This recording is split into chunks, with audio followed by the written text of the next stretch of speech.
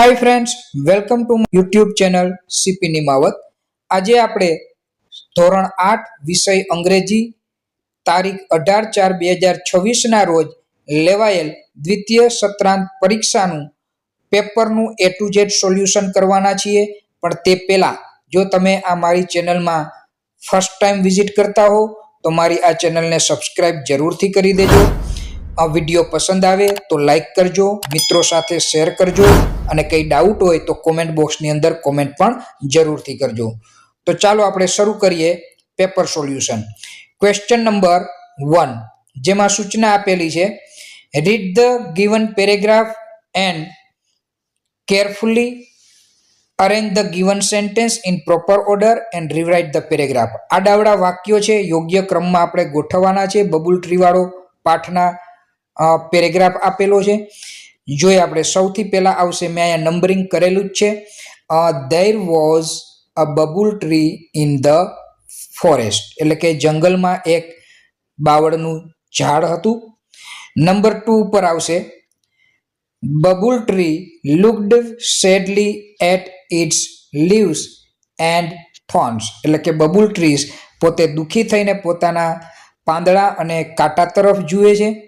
ત્યાર પછી નંબર 3 ઉપર આવશે, It said itself, my leaves were very small and unattractive, એટલે કે તે પોતે જ પોતાને કહે છે કે મારા લીવ્સ છે એ બહુ પાંદડા છે, નાના છે અને એટ્રેક્ટિવ નથી, અનએટ્રેક્ટિવ છે। ત્યાર પછી 4 નંબર ઉપર આવશે, One Devi heard the bubble said words, she appeared before it and said, Dear Bubble, you look very upset। તો આ 4 નંબર ઉપર આવશે। અને લાસ્ટમાં આવશે, babul said, oh yes, I am because I don't like my tiny leaves। તો આ છેલ્લું સેન્ટેન્સ આવશે। તો મિત્રો આ રીતના આપણે સ્ટોરીને જે અનુરૂપ વાક્યોને ગોઠવવાના હતા અને એ પેરેગ્રાફ ફરી પાછો લખવાનો હતો। જોઈએ આપણે question number 2, answer the following question, એટલે કે નીચેના પ્રશ્નોના જવાબ આપો। અહીંયા એક પેરેગ્રાફ આપેલો છે, એના ઉપરથી આપણે ક્વેશ્ચન આન્સર પૂછેલા છે। દરેક પ્રશ્નની અંદર હેલ્પિંગ વર્બ વિલ છે અને સબ્જેક્ટ રિયા છે, જે મેં હાઇલાઇટ કરીને આપેલું છે, એને આપણે ઉલટાવવાનું છે। જોઈએ question number 1, what will Riya do early in the morning, એટલે કે રિયા છે વહેલી સવારે શું કરશે? તો સૌથી પહેલા રિયા વિલ અને ડુની જગ્યાએ આપણે આન્સર લખવાનો છે। Riya will wake up early and will finish her homework early in the morning, એવું આપણે છેલ્લે એડ કરી દેવાનું। અથવા તો તમે આ વાક્ય આખું લખી નાખો તો પણ ચાલે, આ આખું વાક્ય તમે લખી નાખો, પણ અહીંયા સીની બદલે આપણે રિયા કરવાનું છે કે Riya will wake up early and will finish her homework, કે રિયા એ વહેલી ઉઠશે સવારમાં અને પોતાનું હોમવર્ક પૂરું કરશે। જોઈએ question number 2, where will Riya help, એટલે કે રિયા ક્યાં મદદ કરશે? તો એનો આન્સર થશે, સૌથી પહેલા વિલ અને રિયાને ઉલટાવી નાખશું, એટલે Riya will help in the kitchen, એટલે કે એ રસોડામાં રસોઈ કામમાં એ હેલ્પ કરશે। જોઈએ ત્યાર પછી question number 3, why will Riya practice drawing, એટલે કે રિયા છે એ શા માટે ડ્રોઈંગની પ્રેક્ટિસ કરી રહી હશે? હેલ્પિંગ વર્બ છે વિલ અને સબ્જેક્ટ છે રિયા, ઉલટાવી નાખશું એટલે થશે રિયા વિલ પ્રેક્ટિસ ડ્રોઈંગ અને પછી એનો આન્સર થશે because she want to improve Har skill, કારણ કે પોતાની સ્કિલને ઇમ્પ્રૂવ કરવા માગે છે એટલા માટે। ત્યાર પછી question number 4, when will Riya practice drawing, એટલે કે રિયા ક્યારે ડ્રોઈંગની પ્રેક્ટિસ કરશે? તો એનો આન્સર થશે Riya will practice drawing in the evening, એટલે કે સાંજે એ પોતે ડ્રોઈંગની પ્રેક્ટિસ કરશે। અને last question, how many subjects will Riya learn from before sleeping, એટલે સૂતા પહેલા કેટલા વિષયનો અભ્યાસ કરશે? તો અહીંયા બેઠે બેઠું વાક્ય આપ્યું છે છેલ્લું, એમાં આપણે તો આટલું જ લેવાનું છે 2 સબ્જેક્ટ્સ, પણ બેઠે બેઠું વાક્ય આપેલું છે Riya will learn 2 subjects and will sleep early to stay healthy. બરાબર, પણ આપણે Riya will learn before sleeping 2 subjects એ રીતના લખશે તો પણ આપણું સાચો આન્સર થશે અને પૂરો માર્ક્સ મળશે. તો મિત્રો આ તો ક્વેશ્ચન નંબર 2. ત્યાર પછી જોઈએ આપણે ક્વેશ્ચન નંબર 3, જેમાં સૂચના આપેલી છે choose the correct option and write the correct rhyming word for the given words. Rhyming words લખવાના છે, એમાં પણ MCQ ટાઈપના છે, એટલે ઓપ્શન આપેલા છે. તો નંબર 1 છે કાઇટ, જેનું રાઇમિંગ વર્ડ થશે flight, kite flight. Number 2 musician, એનો આન્સર થશે બી બ્યુટિશિયન. નંબર 3 એક્સપ્લેન, એનું આન્સર થશે બી માઉન્ટેન, એક્સપ્લેન નું માઉન્ટેન. નંબર 4 હાઇટ, એનું થશે answer A white, height white. Number 5 walk, એનું થશે option A joke, walk joke. તો મિત્રો આ હતા રાઇમિંગ વર્ડ. ત્યાર પછી જોઈએ આપણે ક્વેશ્ચન નંબર 4. એમાં એક એડવર્ટાઇઝમેન્ટ આપેલી છે અને એના ઉપરથી આપણે ક્વેશ્ચન આન્સર લખવાના છે. આબ્રાકા ડાબરા મેજિક શો ગોગા જાદુગર છે.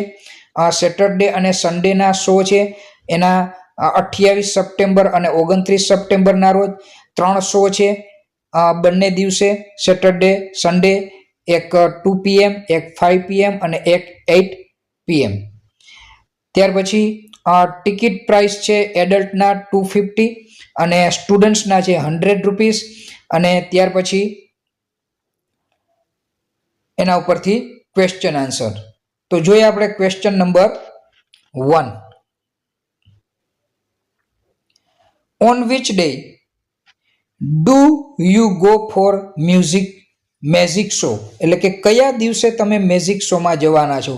તો હેલ્પિંગ વર્બ છે ડુ, જેમાં પ્રિન્ટ મિસ્ટેક હતી. ડુ અને યુનું આઈ કરી નાખવાનું, ડુને રિમૂવ કરવાનો. એટલે આપણે શરૂઆત કરશું આન્સરની I go for the music show.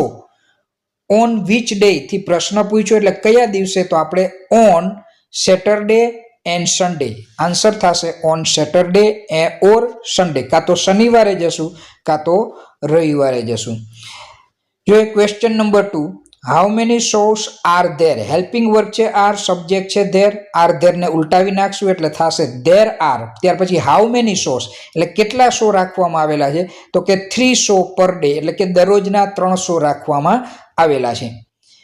ત્યાર પછી જોઈએ આપણે question number 3, who is the magician. Houthi પ્રશ્ન પૂછેલો છે, એટલે કે મેજિશિયન કોણ છે, તો હુની જગ્યાએ જ આપણે લખવાનું છે Goga Jadugar, Goga Jadugar is the magician.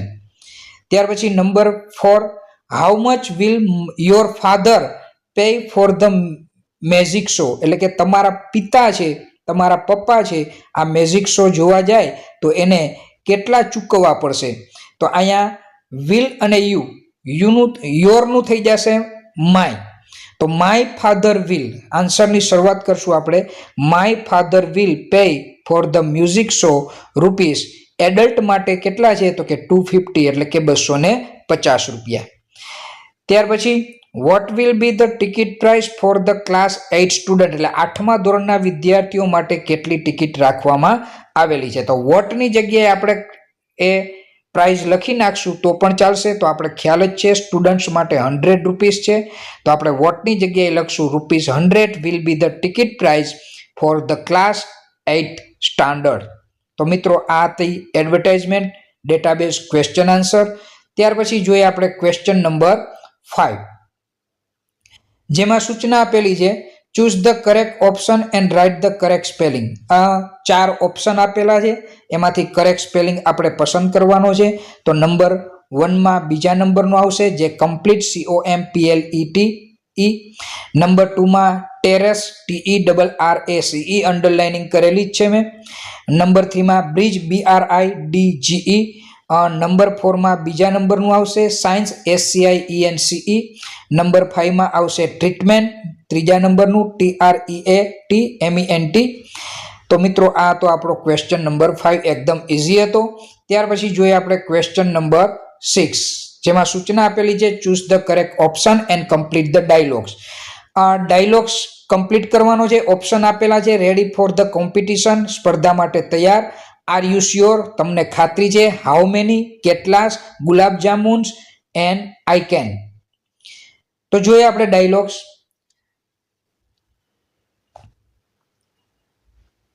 જલાદી sad hello Mahavir, અને ત્યાં આવશે રેડી ફોર કોમ્પિટિશન. પહેલું ઓપ્શન જ પેલી ખાલી જગ્યામાં આવી જશે. મહાવીર સાઈડ યસ રેડી, એટલે કે મહાવીર કહે છે હા હું ભાઈ આ કોમ્પિટિશન માટે રેડી છું. તો Jaladi side what will you eat, એટલે કે તું શું ખાઈશ આ કોમ્પિટિશનમાં. તો Mahavir side I will eat gulab jamun, એટલે કે આ ગુલાબ જામુન ઓપ્શન બીજી ખાલી જગ્યામાં આવશે કે ભાઈ હું કોમ્પિટિશનમાં ગુલાબ જાંબુ ખાઈશ. ત્યાર પછી Jaladi side how many gulab jamun can you eat, એટલે હાઉ મેની ઓપ્શન આવશે ત્રીજી ખાલી જગ્યામાં કે ભાઈ તમે કેટલા જાંબુ ખાશો. તો Mahavir side I can eat more than 10, એટલે કે હું 10 જામુન કરતાં વધારે ખાઈશ. I can eat more than 10, એટલે કે 10 કરતાં વધારે હું ખાઈ શકીશ. Jaladi side I can't believe, એટલે કે ભાઈ મને તો માન્યમાં નથી આવતું. અને લાસ્ટ ખાલી જગ્યા છે અને લાસ્ટ ઓપ્શન આપણી પાસે વધ્યું છે આર યુ શ્યોર, એટલે કે શું તમને પાકી ખાતરી છે. તો Mahavir said yes I am confident, એટલે કે હા મને પૂરો વિશ્વાસ છે. તો મિત્રો આ તો આપણે ડાયલોગ્સ કમ્પ્લીટ કરવાનું. જોઈએ આપણે ક્વેશ્ચન નંબર 7, જેમાં સૂચના આપેલી હતી read the table and write 10 to 12 sentence from it, એટલે 10 થી 12 વાક્યો આપણે લખવાના છે. Here are a given Reva's daily routine, read it and make sentence. રીવાનું રોજિંદુ એક્ટિવિટી અહીંયા આપેલી છે, રૂટીન્સ આપેલું છે, એના ઉપરથી આપણે વાક્ય લખવાના છે. તો મિત્રો અહીંયા મેં 2 ફોર્મેટ બનાવીને આપ્યા છે. પહેલું ફોર્મેટ રીવા પછી વોક્સ અપ, અને પછી જે ટાઈમ લખ્યો છે એની આગળ 8 લખી અને 8:06:30 AM, જે મેં અહીંયા આ વાક્ય લખીને જ આપ્યું છે. એ રીતના આપણે આ ફોર્મેટ મુજબ સેન્ટેન્સ બનાવતા જવાના છે. બીજા સેન્ટેન્સથી આપણે રહેવાની બદલે સી લખીએ તો પણ ચાલે, એટલે એ મેં બ્લેન્ક સાથે તમને ફોર્મેટ આપેલું છે. તો આપણે જોતા જઈએ. બીજા નંબરનું વાક્ય she practices yogas and exercise, અને પછી એટ અને બીજી ખાલી જગ્યામાં 7 AM. થર્ડ નંબરનું સેન્ટેન્સ જોઈએ.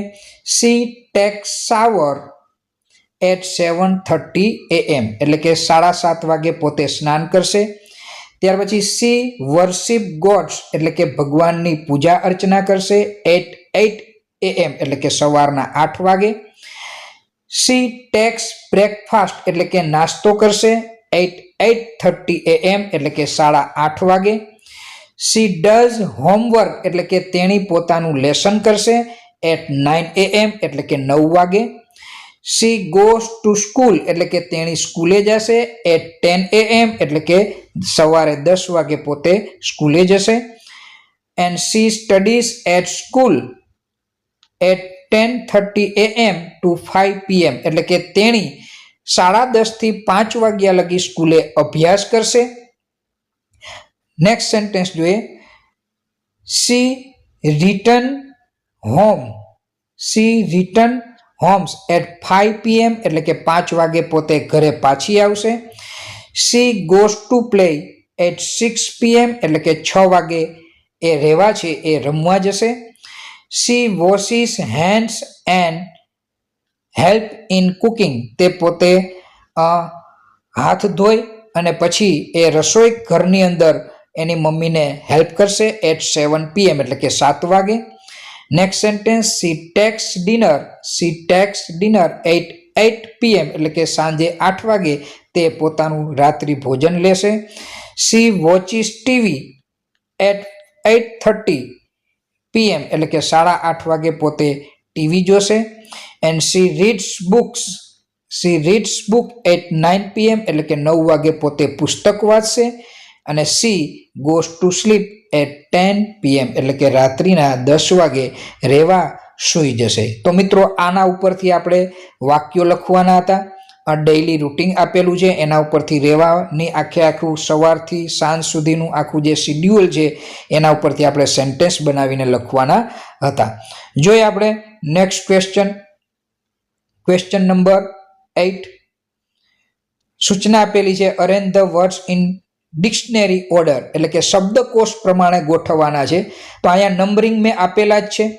નંબર 1 માં આવશે school, science, stand, story and subject. Number 2 નો સાચો ક્રમ આવશે cake, children, city, computer and cry. Number 3 માં આવશે વોર્મ, વેલ, વેર, વિન અને વન્ડરફુલ. નંબર 4 માં આવશે ધેર, ધેય, થિંક, થ્રી અને થ્રુ. નંબર 5 માં આવશે ડેન્જર, ડેસ્ક, ડિગ, ડોંકી અને ડસ્ટબિન. તો મિત્રો આ એનો ડિક્શનરી ઓર્ડર છે. નેક્સ્ટ ક્વેશ્ચન જોઈએ આપણે. Read the paragraph and answer the question. Paragraph આધારિત ક્વેશ્ચન આન્સર છે. Rohan found a small injured puppy. એક નાનું પપી એને મળે છે રોહનને. નિયર હી સ્કૂલની બાજુમાંથી. One day he gently pick up took it home. એને ઘરે લાવે છે. Rohan clean the puppy's wound. એને જ્યાં લાગ્યું હોય છે એને સાફ કરે છે એનો ઘા. Gave it food. એને જમાડે છે. વોટર પાણી આપે છે. And made a comfortable bed for it. અને એના માટે સરસ મજાનું રહેવાની એક પથારી પણ કરી આપે છે. Over the next few days, થોડાક દિવસ સુધી, the puppy became stronger and happier. થોડોક એનો ઘાવ ભરાઈ જાય છે એટલે શક્તિ આવી જાય છે અને ખુશ થઈ જાય છે. Rohan was very happy to see the puppy healthy and playful again. અને રોહન પણ એ પપી એકદમ ખુશ હોય છે અને રમતિયાળ થઈ જાય છે એ જોઈ અને એ ખુશ થઈ જાય છે. જોઈએ આપણે question answer. Question number 1. Did Rohan find the cat near the school. એટલે કે શું સ્કૂલની બાજુમાંથી એને કેટ એટલે કે બિલાડી મળી હતી? તો આ નો આન્સર આ હેલ્પિંગ વર્બથી પ્રશ્ન પૂછેલો છે. વિધાઉટ WH ક્વેશ્ચન છે. ઇનવર્સ ક્વેશ્ચન આન્સર છે એટલે એનો આન્સર યસ કે નો માં આવે. તો કેટ નથી, પપ્પી એટલે કે ગલુડિયું મળ્યું હતું. તો આનો આન્સર આવશે નો. અને ડીડ અને રોહનને ઉલટાવી નાખશું જે મેં અંડરલાઇનિંગ કરેલી છે. તો સૌથી પહેલા no, Rohan did not find a cat near the school. એટલે કે ના, રોહનને પોતાની સ્કૂલની બાજુમાંથી કેટ જડી ન હતી. જોઈએ question number 2. How did Rohan take care of the puppy. એટલે કે કઈ રીતના રોહન છે એ પપ્પીની કાળજી રાખશે. તો અહીંયા આપણે હાઇલાઇટ કરેલી જ છે. Rohan clean the puppy's wound and gave it food and water and made comfortable bed for it. આ બે સેન્ટેન્સ એ બીજા પ્રશ્નનો જવાબ થશે. ત્યાર પછી question number 3. What happen to the puppy after few days. એટલે થોડા દિવસ પછી પપ્પીને શું થાય છે? તો આપણે લખ્યું જ છે નેક્સ્ટ ફ્યુ ડેઝ. આન્સર આવશે the puppy became stronger and happier. એટલે કે પપ્પી છે એ એકદમ શક્તિશાળી થઈ જાય છે અને ખુશ થઈ જાય છે. ત્યાર પછી question number 4. Rohan was very said to C puppy healthy and playful again. Correct the sentence. આપણે વાક્ય કરેક્ટ કરવાનું છે. તો મિત્રો અહીંયા સેડ એટલે દુઃખી થાય, તો દુઃખી ન આવે, હેપી. આપણે અહીંયા છેલ્લું વાક્ય આપેલું જ છે Rohan was happy to see the puppy healthier and playful again. તો અહીંયા આપણે જે હેપી આપેલું છે એ સેડની બદલે આપણે હેપી લખવાનું ત્યાં થશે અને ફરીથી આખું સેન્ટેન્સ સુધારીને લખવાનું થશે. ત્યાર પછી ક્વેશ્ચન નંબર 5. ઇફ યુ વર રોહન. જો તમે રોહન હોય તો વુડ યુ હેલ્પ ધ પપ્પી. શું તમે આ પપ્પીને હેલ્પ કરત? હેલ્પિંગ વર્બ છે વુડ, સબ્જેક્ટ છે યુ નું આઈ કરી નાખવાનું આન્સરમાં. એટલે ઉલટાવી નાખશું એટલે કશું yes I would help the puppy. હા, હું આ પપ્પીને હેલ્પ કરીશ. તો મિત્રો આ હતા આપણા પેરેગ્રાફ વાળા ક્વેશ્ચન આન્સર. જોઈએ આપણે નેક્સ્ટ ક્વેશ્ચન.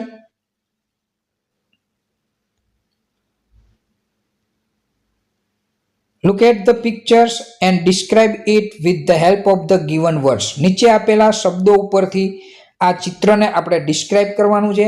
વર્ડ્સ જોઈ લે. પેલા પ્લેફુલ, પ્લે વિથ અ બોલ એટલે બોલથી રમે છે. ત્યાર પછી છે ડાન્સ એટલે કે નૃત્ય કરે છે. ત્યાર પછી ઓન અ સીસો એટલે કે ઉચ્ચક નીચક ઉપર. ત્યાર પછી શોઈંગ પિક્ચર્સ એટલે ચિત્ર બતાવે છે. ત્યાર પછી લાફ એટલે કે હસે છે. ત્યાર પછી ટ્રીસ એટલે કે વૃક્ષો. ત્યાર પછી ફ્લાવર્સ એટલે કે ફૂલ. ત્યાર પછી શાઉટિંગ એટલે કે ચીસો પાડે છે, બૂમો પાડે છે. એન્જોઈંગ આનંદ કરે છે અને હેપી ખુશ છે. તો મિત્રો અહીંયા સરિતા ગાર્ડનનું એક સરસ મજાનું પિક્ચર આપેલું છે બાળકોના નામ સહિત. એના ઉપરથી આપણે આ સેન્ટેન્સ બનાવીએ અને સમજતા જઈએ. તો સૌથી પહેલું સેન્ટેન્સ આપણે લખી શકીએ કે this is a picture of Sarita garden. આ સરિતા ગાર્ડનનું ચિત્ર છે. મિત્રો મેં અહીંયા પોઈન્ટમાં રજૂ કરેલું છે, તમારે પેરેગ્રાફમાં તમારે લખવાનું હોય છે પરીક્ષામાં, પણ સરળતાથી સમજી શકો એના માટે મેં પોઈન્ટમાં આપેલું છે. ત્યાર પછી જોઈએ number 2. There are many children in the garden. ઘણા બધા બાળકો છે. તો there are થી વાક્ય શરૂ કરશું કે બગીચાની અંદર ઘણા બધા બાળકો છે. ત્યાર પછી Jamie and Ved are playing with ball એટલે કે જેમી અને વેદ છે એ બોલથી રમી રહ્યા છે. ત્યાર પછી number 4. Amar, Raju and Mahesh are dancing in the garden એટલે કે અમર, રાજુ ને મહેશ છે એ બગીચામાં નૃત્ય કરી રહ્યા છે. ત્યાર પછી Pankaj and a boy are on the seesaw એટલે કે પંકેજ અને એક છોકરો એ બંને સીસો ઉપર છે. કારણ કે પંકેજનું નામ આપ્યું છે, બીજી બાજુ જે ઉચ્ચક નીચક ઉપર છે એ છોકરો છે, એનું નામ નથી આપેલું એટલે a boy. Pankaj and a boy are on the seesaw એટલે કે પંકેજ અને એક છોકરો એ ઉચ્ચક નીચક ઉપર છે. ત્યાર પછી Meena is showing picture to Jay એટલે કે મીના છે એ જયને ચિત્ર બતાવી રહી છે. ત્યાર પછી Rahul and Puja are laughing in the garden એટલે રાહુલ અને પૂજા છે એ બંને બગીચામાં મોટે મોટેથી હસી રહ્યા છે. there are many trees in the garden બગીચામાં ઘણા બધા વૃક્ષો છે. there are many flowers in the garden ઘણા બધા ફૂલો છે. તમે અહીંયા બ્યુટીફુલ ફ્લાવર્સ, કલરફુલ ફ્લાવર્સ એવું એડજેક્ટિવ પણ એડ કરીને લખી શકો આ વાક્ય. all the children are shouting and enjoying in the garden દરેક બાળકો બૂમો પાડી રહ્યા છે અને બગીચાની અંદર મજા કરી રહ્યા છે. all the children are very happy દરેક બાળકો ખૂબ જ ખુશાલ છે. અને છેલ્લું વાક્ય તમે લખી શકો I like this picture very much એટલે કે મને આ ચિત્ર ખૂબ જ પસંદ પડ્યું. મિત્રો તો આ હતું આપણું સ્ટાન્ડર્ડ 8નું પેપર સોલ્યુશન. જો તમને પસંદ આવ્યું હોય તો વિડીયો લાઈક કરો, શેર કરો અને તમારા મિત્રોને પણ આ વિડીયોની લિંક મોકલો. અને જો તમારે આ PDF ફાઇલ જોતી હોય સોલ્યુશનની તો તમે મારા કોન્ટેક્ટ નંબર નોંધ કરી લો 9925033174 ઉપર મેસેજ કરશો તો હું તમને આપની PDF ફાઇલ પણ જરૂરથી મોકલીશ. Thank you for watching the video. જય હિન્દ, જય ભારત, જય જય ગરવી ગુજરાત.